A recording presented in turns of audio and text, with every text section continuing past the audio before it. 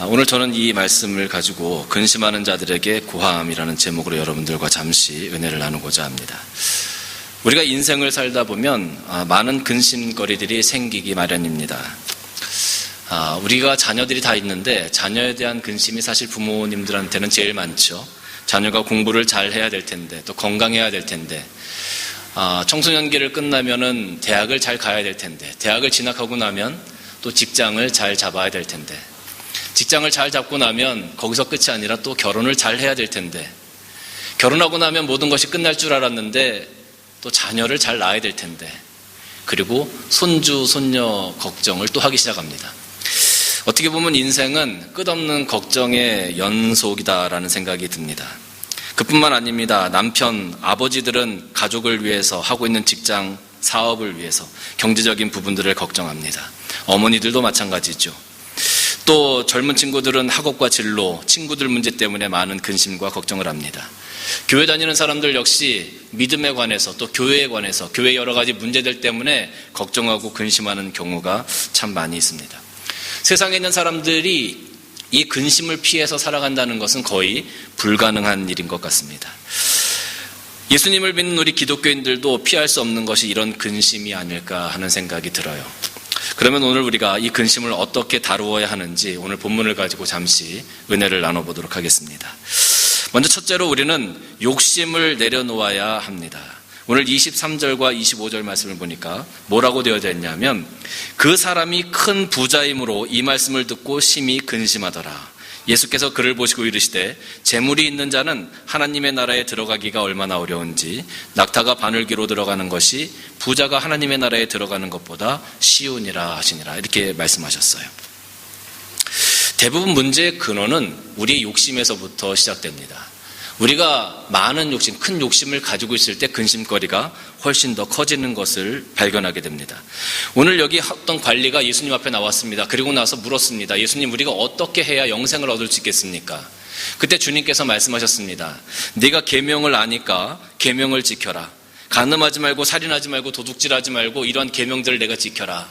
그랬더니 이 사람이 이야기합니다. 주님, 제가 그건 다 지켰습니다.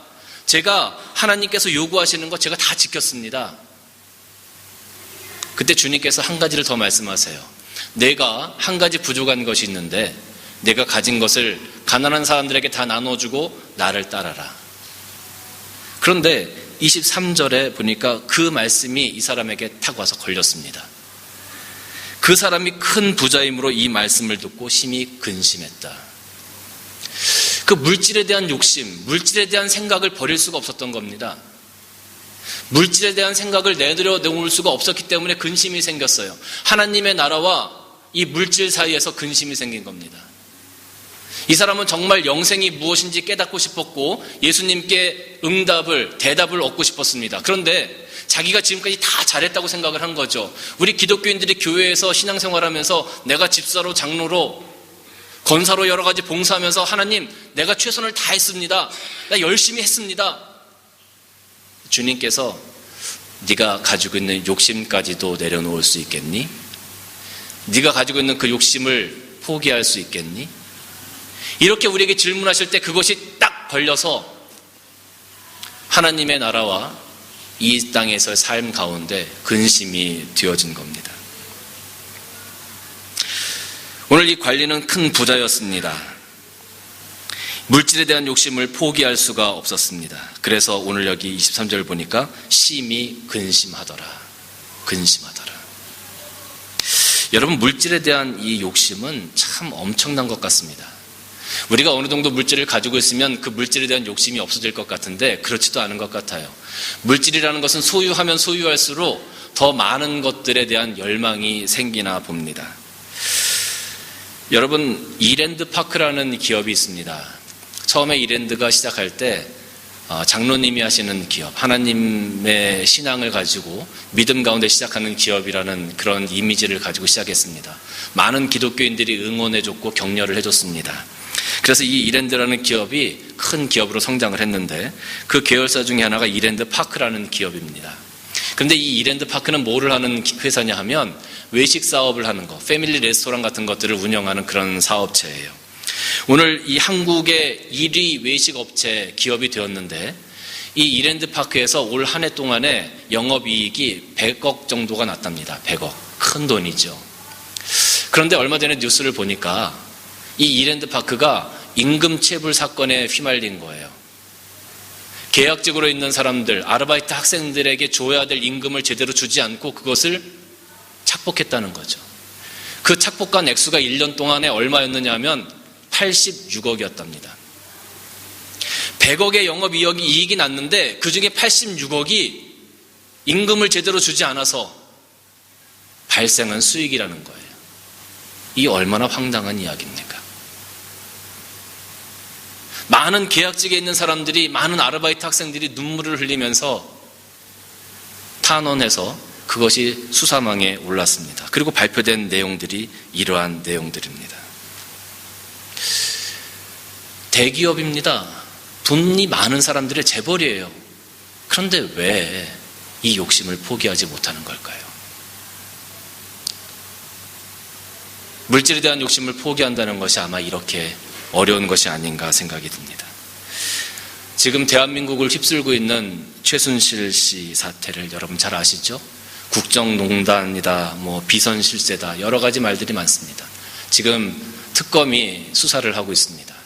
그런데 사실은요, 그 특검이 그 사건을 파헤치면 파헤칠수록 나오는 것은 다 검은 돈에 관한 이야기들입니다.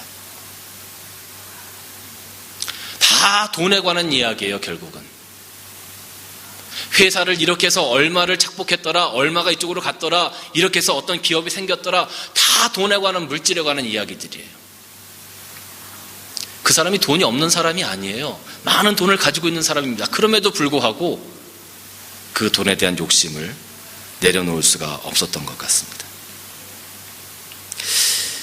이 호주 땅에 와서 많은 사람들이 이민 와서 삽니다. 행복하게 잘 사시는 분들도 계시죠. 그런데 때로는 보면 형제가 서로 간에 의가 나서 보지 않는 분들도 참 많이 있어요. 가족들끼리 싸우고 서로 원수가 돼서 살아가는 그런 분들도 참 많이 있어요. 그런데 그런 분들의 말을, 하소연들을 이렇게 듣다 보면 결국 뭐가 나오냐면 돈 문제가 거기서 또 걸려 나와요. 참 왜들 그러는지 모르겠어요. 살다 보면 내가 조금 이득 볼 때도 있고 내가 조금 손해 볼 때도 있지 않습니까? 그냥 우리가 그것을 욕심을 내려놓고 받아들이면 되는데 내가 조금 손해 본 것을 참지 못하는 거예요. 내 손에 있는 것을 뺏길까 봐 맨날 노심초사하면서 살아가는 거예요. 여러분, 이것은 비단 세상의 문제만은 아닙니다. 교회도 마찬가지예요. 요즘 교회들도 돈 좋아하는 교회들 참 많이 있습니다. 어떻게 하면 헌금을 더 많이 걷어들일까, 교회에서 그런 생각하는 교회들 많이 있습니다. 돈이 많아서 교회 건물을 짓고 교회가 조금 더 번듯해지고 뭔가 좀 하고 있는 것처럼 보여지는 그런 교회의 모습을 갖기 위해서 교회들이 돈합니다. 그런데 여러분, 하나님께서 과연 이런 모습을 기뻐하시겠습니까? 하나님께서 이런 욕심부리는 우리의 모습, 욕심부리는 교회의 모습을 과연 기뻐하시겠느냐는 거예요.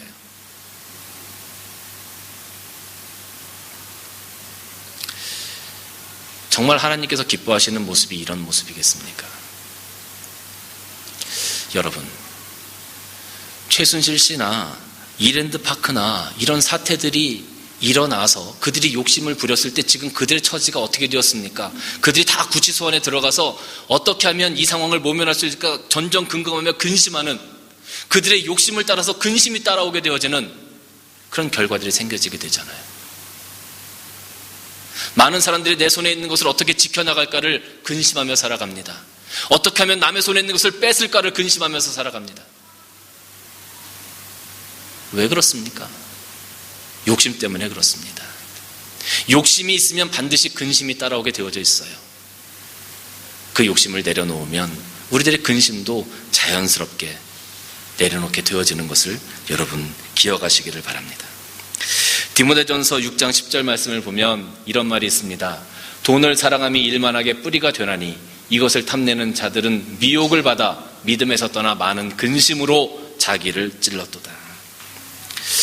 그래요, 여러분.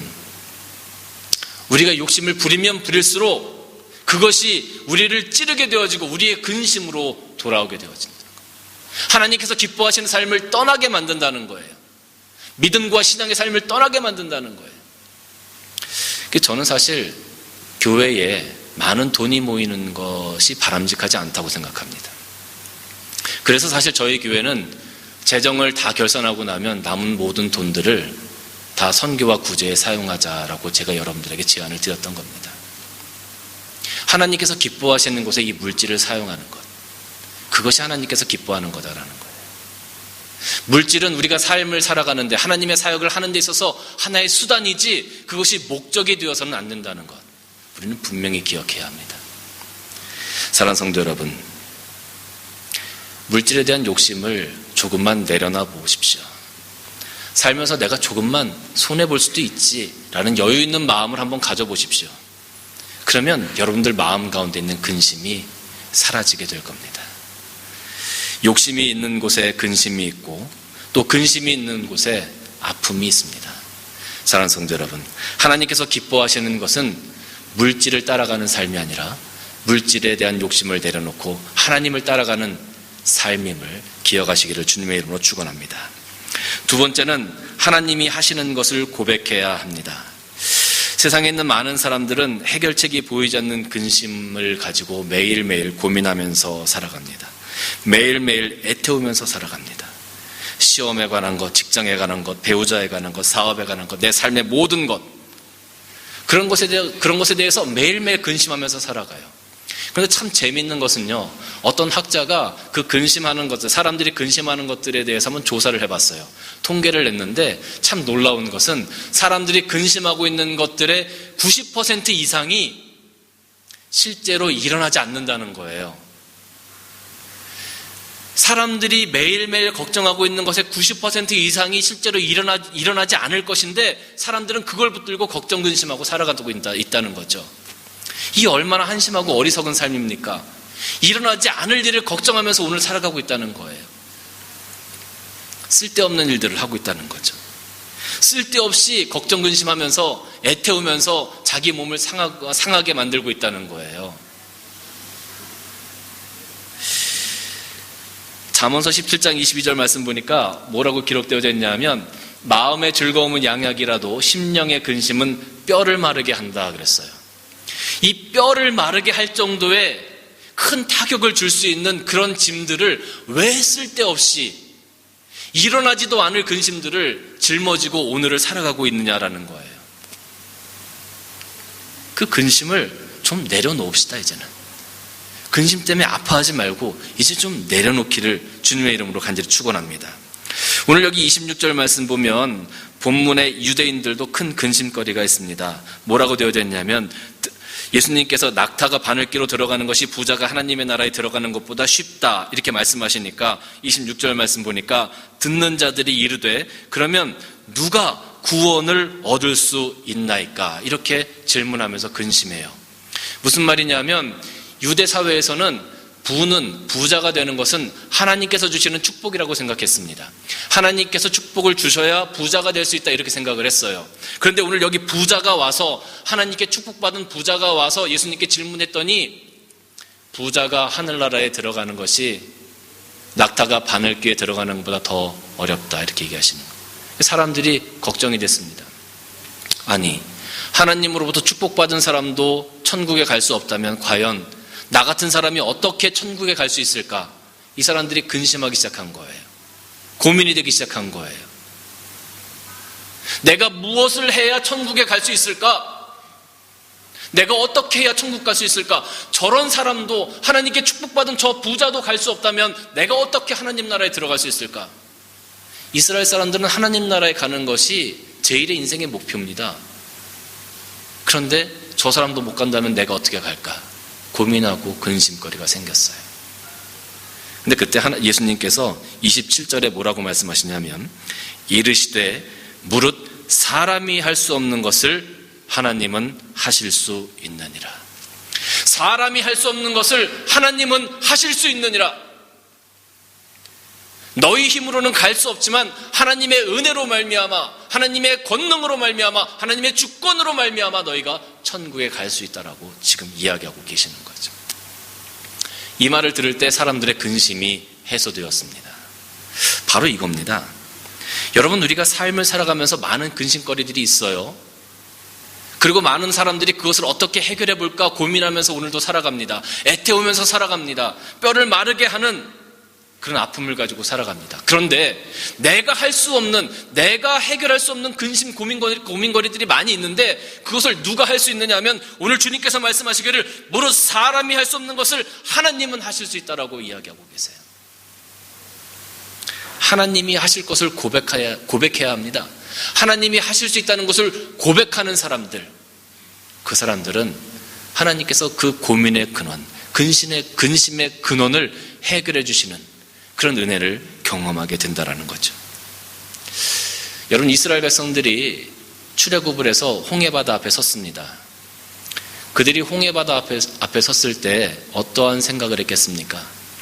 오늘 우리는 다 죽었다, 이런 생각을 했을 겁니다. 앞에는 바다입니다. 더 이상 앞으로 나갈 수가 없어요. 뒤에는 애국 군대들이 쫓아옵니다. 애국 군대들이 우리들의 목을 치기 위해서 쫓아오고 있어요. 앞으로 갈 수도 없고 뒤로 갈 수도 없습니다. 진퇴양난의 상황이 되었습니다. 죽을 수밖에 없는 상황이 되었습니다. 근심되어지고 고민되어집니다. 할 수 있는 게 아무것도 없었습니다. 자신들을 구원할 사람도 없었고 이 근심거리를 어떻게 해결해야 될지 그들은 알지 못했습니다. 사람이 할 수 있는 것이 아무것도 없었죠. 그때 이 문제를 해결하신 분이 누구예요? 바로 하나님이세요. 하나님이 홍해를 가르시고 이스라엘 백성들로 하여금 마른 땅을 건너가게 하셨다라고 성경 기록하고 있어요. 여러분, 사람들이 하나님께서 홍해를 가르실 거라고 상상이나 했겠습니까? 기대나 했겠습니까? 아니요. 상상도 못했고 기대도 못했습니다. 그저 나는 죽을 수밖에 없다라고 생각했겠죠. 그런데 하나님이 하신다고 고백되어지니까, 하나님이 하실 것을 기대하니까 사람들이 상상할 수 없는 방법으로 그 고민거리들을 해결하고 나가시는 하나님의 방법이 그들의 인생 앞에 펼쳐지게 되었다는 거예요. 하나님이 하실 것을 고백하시기를 바랍니다. 여러분들에게 어떤 근심과 고민이 있다 하면 내가 그것을 어떻게 해결할 수 있을까 고민하고 아파하고 뼈를 깎는 아픔 때문에 실망하고 좌절하고 낙심하기보다는 하나님께서 행하실 것을 고백하고 믿음으로 오늘 한 걸음 나아가시면 하나님께서 이스라엘 백성을 위해서 홍해를 가르신 것처럼 여러분의 근심과 고민거리들을 가르시고 기쁨과 행복한 마음으로 그 길을 걸어 나아갈 수 있도록 하나님께서 인도하실 거다라는 거죠. 하나님이 하실 것을 고백하는 자들, 근심거리가 홍해 갈라지듯이 갈라지게 될 것을 믿음으로 의심치 않고 나아가시는 여러분들 되시기를 주님의 이름으로 축원합니다. 세 번째는 의지하는 대상을 바꿔야 합니다. 여러분, 여기 29절 말씀 보니까 이렇게 기록이 되어져 있어요. 이르시되 내가 진실로 너희에게 이르노니 하나님의 나라를 위하여 집이나 아내나 형제나 부모나 자녀를 버린 자는 현세의 여러 배를 받고 내세의 영생을 받지 못할 자가 없느니라. 사실 이 구절 말씀은 우리가 성경을 해석해 나아갈 때 성경 해석에 조금 어려운 난제에 들어가는 구절이기도 합니다. 이 구절을 지금까지는 조금 보수적으로 해석을 해서 많은 목사님들이 이렇게 설교를 하셨어요. 여러분들이 가정일 돌아보기보다도, 여러분들이 가족을 돌아보기보다도 하나님께 충성하면 하나님께서 여러분의 가정의 모든 문제들을 해결하실 겁니다. 그러니까 교회에 나와서 여러분도 충성하시고 봉사하시고 믿음 생활 잘하시면 하나님께서 여러분의 가정 책임지실 거니까 가정 잠깐 놔두고 먼저 교회에 나와서 여러분 봉사하고 헌신하십시오. 그래서 많은 기독교인들이, 많은 권사님들과 집사님들이 가정일을 돌보기보다는 교회에 나와서 충성하고 목사님 쫓아다니고 그런 일들을 많이 감당했어요. 이게 어떤 일들이 생겨졌냐 하면 교회에서 충성하고 잘하시는 권사님들이 집에 가보면 설거지거리가 쌓여있고 빨래거리가 쌓여있고 남편이 아주 치를 떨죠. 대체 저 옆에 내는 왜 저렇게 교회만 쫓아다니냐고. 이런 일들이 생겨져요. 그래서 자꾸 분란이 일어나기 시작했습니다. 심지어 가정이 깨지기도 하고요. 어려운 일들이 자꾸 생겨졌습니다. 여러분, 오늘 이 말씀을 문자적으로 보면 하나님의 나라를 위하여 집이나 아내나 형제나 부모나 자녀를 버려라. 다 버려놓고 딱 끊어놓고 너희가 하나님의 나라를 위해서 오늘 충성해라. 이런 말처럼 보여지기도 합니다. 그렇죠? 근데 오늘 제가 말씀을 한 구절 여러분들에게 보여드리겠습니다. 디모데전서 5장 8절 말씀인데요. 우리 같이 한번 읽어볼까요? 시작. 누구든지 자기 친족, 특히 자기 가족을 돌보지 아니하면 믿음을 배반한 자요 불신자보다 더 악한 자니. 자, 오늘 여기 말씀을 보니까 누구든지 자기 친족, 특히 자기 가족을 돌보지 아니하면 믿음을 배반한 자요 불신자보다 더 악한 자다라고 지금 이야기하고 있어요. 이 말씀이 두 말씀이 서로 상충되는 것처럼 그렇게 느껴지지요. 그럼 어떤 말씀이 맞는 거예요? 이것은요, 우리가 이 말씀을 잘못 해석하고 곡해했기 때문에 그래요. 이 말씀은 사실은 창세기 12장 1절 말씀과 같은 말씀이라고 할 수 있어요. 창세기 12장 1절 말씀 보면 여호와께서 아브라함에게 이르시되 너는 너의 고향과 친척과 아비 집을 떠나 내가 내게 보여줄 땅으로 가라 이렇게 말씀하셨어요. 그래서 아브라함이 그 땅을 떠나서 하나님의 뜻을 쫓아서 나아가게 됩니다. 여러분, 하나님께서 아브라함에게 이 말씀하신 것이 모든 가족들을 다 끊어버리고 나만 쫓아와라 이런 의미로 말씀하신 게 아니에요. 오늘 이 말씀을 주신 그 의미는 뭐냐 하면 그 당시는 부족 사회였단 말이에요. 그래서 이 부족을 떠나가게 되면 자기를 보호해 줄 수 있는 것이 아무것도 없어지게 된단 말이죠. 내가 의지하고 있는 것을 떠나서 너는 나 하나님 여호와만 바라보고 나와 같이 믿음의 길을 걸어가자라고 하나님께서 말씀하신 거예요. 오늘 이 말씀도 마찬가지입니다. 누가복음 18장 29절에 나와 있는 이 말씀도 하나님 나라를 위하여 집이나 아내나 형제나 부모나 자녀를 버린 자, 여기 버렸다 그러니까 딱 끊어버리고 누가 뭐라 그러든 나는 하나님 길만 간다. 그래서 불화가 일어나도 나는 모른다. 이혼을 해도 나는 모른다. 이것이 아니라 여러분, 근심과 걱정이 생겼어요. 그럼 여러분 제일 먼저 누구한테 가서 의논하시나요? 여러분에게 큰 근심거리가 생겼어요. 그럼 여러분 누구와 의논하시겠습니까? 가족 아니에요? 남편, 아내, 부모, 형제들에게 가서 의논하지 않겠습니까? 당연히 그렇죠. 오늘 여기 말씀 보니까 그런 근심과 걱정이 있을 때 너희는 분명히 아내나 형제나 부모나 자녀에게 가서 그것을 의논할 거다라는 거죠. 그런데 하나님께서 오늘 우리에게 말씀하시는 것은 의지할 대상을 바꾸라고 말씀하세요. 너희에게 정말로 인생에 큰 고민이 있을 때, 영적인 큰 고민이 있을 때 가족에게 가서 의논하기보다는 나와 같이 의논하자고 하나님께서 말씀하고 계시는 거예요. 나와 같이 의논하자. 내가 그 근심의 근원을 알고 있다. 내가 그 근심의 해결책을 가지고 있다. 그러니 나와 같이 의논하자. 의논할 대상, 의지할 대상을 바꾸라고 우리에게 요청하고 계시는 거예요.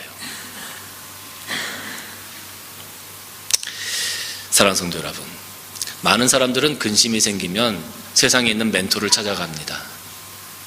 또 자기에게 도움을 줄 수 있는 사람들을 찾습니다.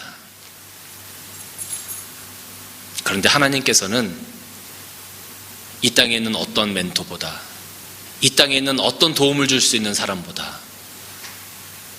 더 큰 능력이 있으시고 더 큰 은혜가 있으시고 우리 인생의 생사화복을 주관하시는 그 하나님께서 우리 인생의 근심을 아시기 때문에 그 십자가를 대신 짊어지실 만한 그런 사랑으로 우리에게 찾아와 주시는 분이라는 것을 잊어서는 안 됩니다.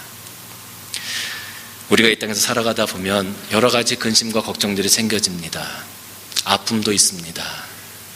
해결할 수 없는 그런 고민들도 생깁니다. 그럴 때 여러분, 누구를 찾아가시겠습니까? 이 우주 만물을 창조하신 주님, 이 우주 만물을 주관하시는 하나님, 우리의 생사화복을 주관하시는 하나님, 모든 문제의 근원을 알고 계신 그 하나님, 그분께 나아가면 그분께서 그것을 해결하시고 우리를 품어주시고, 그래, 여기까지 너 정말 수고하고 힘들게 왔구나. 이제 너희의 무거운 짐을 그리스도 십자가 앞에 내려놓지 않겠니? 라고 우리를 위로해 주시지 않겠습니까? 그런 위로의 하나님, 능력의 하나님, 전능하신 하나님이 우리 앞에 계신데 우리가 누구를 의지하며 누구를 따라가겠습니까? 누구와 의논하겠습니까? 사랑하는 성도 여러분, 의지하는 대상을 하나님으로 바꾸시기를 주님의 이름으로 간절히 축원합니다. 그러면 모든 지각에 뛰어난 하나님의 평강이 그리스도 예수 그리스도 안에서 너희 마음과 생각을 지키시며 오늘도 축복하시고 오늘도 여러분들과 함께 기쁘게 걸어 나아가게 되실 겁니다. 사랑하는 성도 여러분, 어떠한 근심이든지 어떠한 걱정이든지 그거 갖고 아파하지 마십시오. 그거 갖고 씨름하지 마십시오. 하나님 앞에 오늘 내어놓으시고 욕심 가운데 있는 거 조금 내려놓으시고 하나님께 고백하는 그러한 삶을 통하여 이 땅에서의 삶이 기쁨과 행복과 즐거움의 삶이 될 수 있도록, 주님과 함께 동행하는 그런 은혜의 삶이 될 수 있도록 그런 삶을 만들어 가신 여러분들이 되시기를 주님의 이름으로 간절히 축원합니다.